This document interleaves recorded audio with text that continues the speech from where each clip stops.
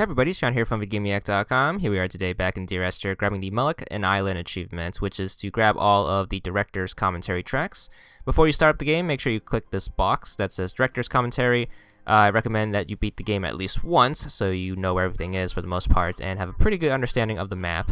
Alright, once you start up, the first one is right next to you, so make sure you grab that. Second one is going to be in the house that's closest to you, and that's the first and probably one of the few ones that are off the beaten path. So most of these are going to be on the way, so if you know the game's main path, you should pretty have much a good understanding of like where the collectibles are.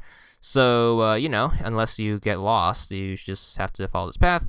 If not, you can always use this guide, because only like 3 or 4 of them are hidden, but you know, even they're not super hard to find. But first couple of ones are along the beach here, so make sure you pick those up. You walk through them in order to pick them up. They are orange, so you can see them because they stick out from the background. Once you walk through them, they'll turn blue. That's how you know you've picked them up. This game also uses achievement tracking, so you can always you know, snap your achievements and view your progress. But just keep walking along the way and keep picking them up. Pretty straightforward. And here we are. This one's going to be by this river right here. Make sure you grab that. And then we are going to walk to the end of the beach. Once you get to the end, turn around and then head up the staircase. There should be one on top of the staircase right here. And I sped up the footage along because this game moves at a snail's pace. So, you know, sped it up so you don't have to sit through the whole hour and a half it takes to beat this game. But anyways, just keep heading up the cliffside right here. Once you get to the railing, you want to take a left and then turn around and continue to follow the path up this hill.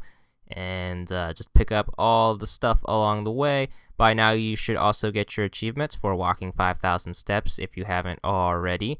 So once again, you should have beaten this game already and pretty much have gotten like 75% of that achievement, and you should get the other like 15% during this playthrough. So I happened to pop mine right when I picked up that collectible. Alright, once you get to this path with the stone pillars, you want to make sure you take the left path and grab this collectible. That one's a little missable because there's 2 paths to take, and you might overlook it if you take the lower path, which is the right one. But continue down the valley, and there should be one right over here once you get to the bottom where the valley turns right here. But anyways, there should be a couple in the background. You can see there's one by the cave. You don't have to go in the cave. I mean, you can if you want to, but if you've beaten the game, you've already seen everything to get all the voiceovers.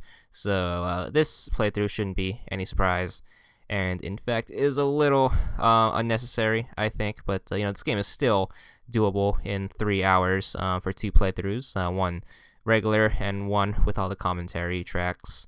So it's about a 3.5 hour completion if you want the 1,000. And it's a walking simulator, so it's a little boring. And personally, I don't think this is the best story. I think other walking simulators do it better, but you know, it's a personal preference.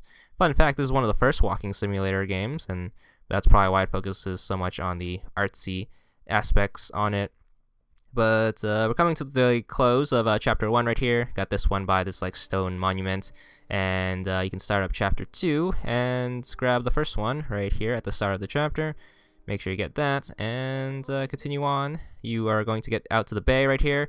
Make sure you take the left path, which is the path that goes up the hill. You can go straight down to the bay, however you will miss collectibles if you do that, so make sure you take the left path.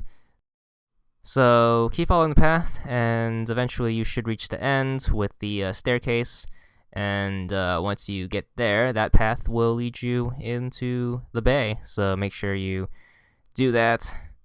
So grab this collectible and then hang a right, and you can take the alternate path to get down to the shipwreck area right here. There will be 2 collectibles down here. First one is going to be by the first ship, and the second one will be on the other side of the shipping container that you got to go through. So head through that shipping container and grab your next collectible. And that one's going to be right over here, so make sure you grab that, and then proceed up the hillside. You have your next kind of missable one right here. You got the split in the path. You can either take the upper path or take the lower path by the giant hole. Make sure you do the latter because there's a collectible by the giant hole, and if you take the upper path, you might completely overlook it because, you know, you're not looking down there, not necessarily, but you're going to head up the hill.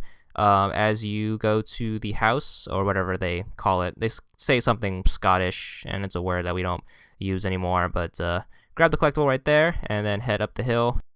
Head into the house, and there should be 2 collectibles, one inside and then one out back. If you're lucky, you should also find an ultrasound in there, which is a hidden Easter egg of Esther's baby, and I actually learned that through the commentary, so you might want to pay attention, because there's some pretty neat stuff in these commentary tracks that point out specific story things in the game, which is cool. Or you don't have to. It's your money. You paid for it. But might as well get the most out of the game, right? But if you're in it for the achievements, I completely understand, because this game pretty quick, but gets pretty boring sometimes if you're not into the whole walking simulator scene. But granted, this is probably one of the weaker stories of walking simulators, but fun fact, this is one of the first games to use that genre. Once again, learned that in one of the commentary tracks. But one right here, this is as you're heading down the stone staircase where the second collectible appears in the main game, which are the urns, but we already got those in our first playthrough. But head down here where the shipwreck is. You have your next pseudo-missable collectible right here as you get to the cave. Make sure you hang a right and then head into this cove before heading into the cave. Once again, if you're not paying attention, you can completely overlook this, which is a little annoying, but, you know, make sure you grab it. And you should be good. Then turn around and then head into the cave to start up Chapter 3. And we're going to be going through the caves.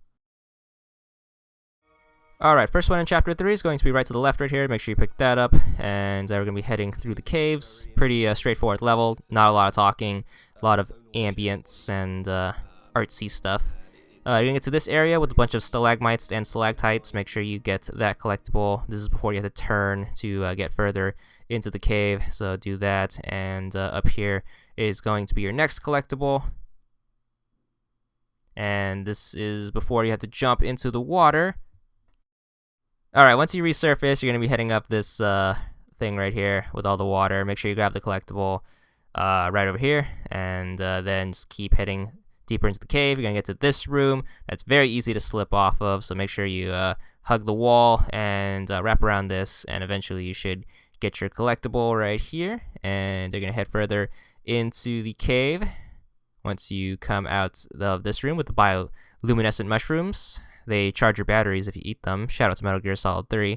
But there's a collectible right there. You're going to get to the room with the natural stone bridge, where we got the third urn in the game, off to the right. However, collectible will be on the bridge, and one on the left, which takes you through the rest of the level. There's nothing on the right side, so you don't have to worry about that in this playthrough. So make sure you grab this collectible and continue to head up this path, and at the top of this path will be your next collectible in this room as you head through all these stalactites right here. So make sure you keep going. You can look down there. If you yell your name, you might hear an echo. But in this room with all this like nice looking star stuff is going to be your next collectible. And then you're going to get to the graffiti room with all the Damascus graffiti. You have a collectible right here. Make sure you pick that up. And then you can proceed on. This is when you're getting towards the end of this part of the cave. You have another part where you go into the water. There's a collectible under here. Make sure you grab that before swimming off. And then you're going to get to this area where you're going to jump back down and enter the dream sequence. There's going to be 2 collectibles in here. One directly in front of you and one on the opposite side of this guardrail. Sadly, there's no jump button in this game, so you have to walk all the way around and pick it up like a normal person.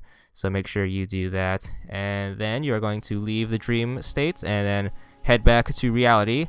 And then you can grab this collectible right over here as we make our way to the end of Chapter 3 and start up Chapter 4. So head through that hole and start up Chapter 4. Alright, first one of Chapter 4 is going to be right here next to this barrel. You get to the clearing right here. Make sure you take the left path, which is the path where you're not supposed to go, because you're supposed to be following the candles. However, if you take the left path, you can grab the collectible by the graffiti right here.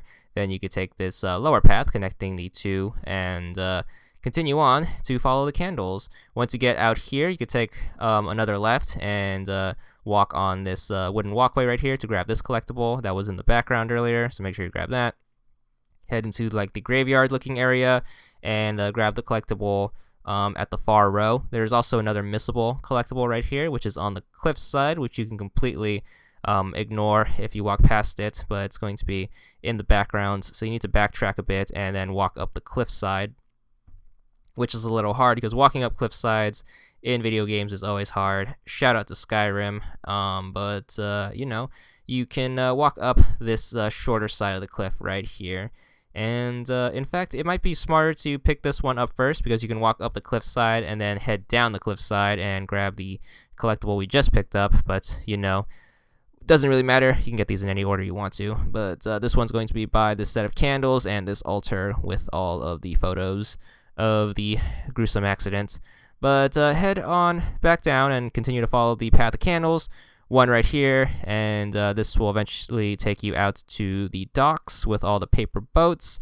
Make sure you drop down onto the beach and grab the collectible down there, and then there's nothing at the docks or in the shack, so make sure you continue along the path. You're going to head up the stairs right now, and you're supposed to keep following this path and reach the tower.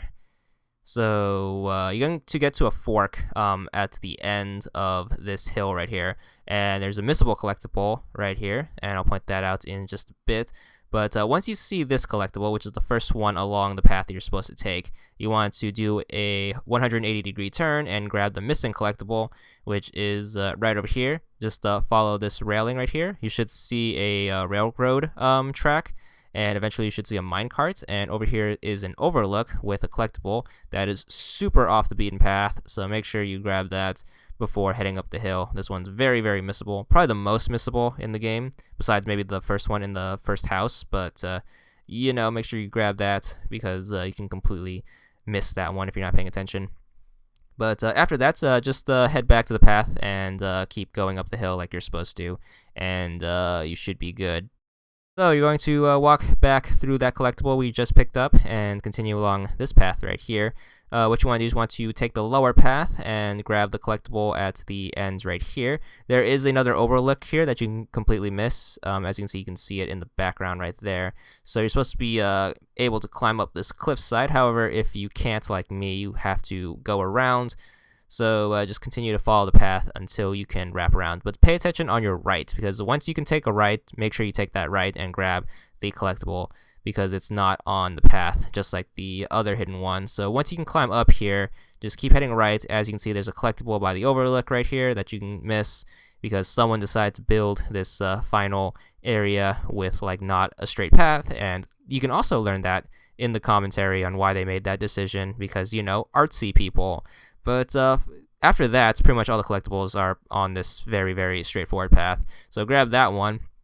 As you can see, the path narrows out, and pretty much they're all on this straight course, and you can't miss any of them. So hill's going to start climbing, and there's going to be 3 more. There's one right here, and then once you get to the fencing area, the game's about to end. So that's always good. We are just about done. Grab this one, and then grab the one past the broken fence. And then after that, you are going to climb these stairs, and you can get to the super windy part, and you can grab the last collectible. So make sure you grab this one, and you're going to go up here. Make sure you hold the guardrail so you don't fall, and because it gets super windy and the path gets super narrow. But last collectible right here, once you pick it up, you should get your achievement after getting the rest of them, obviously. There it is, 150 gamer score, and that's all there is to it.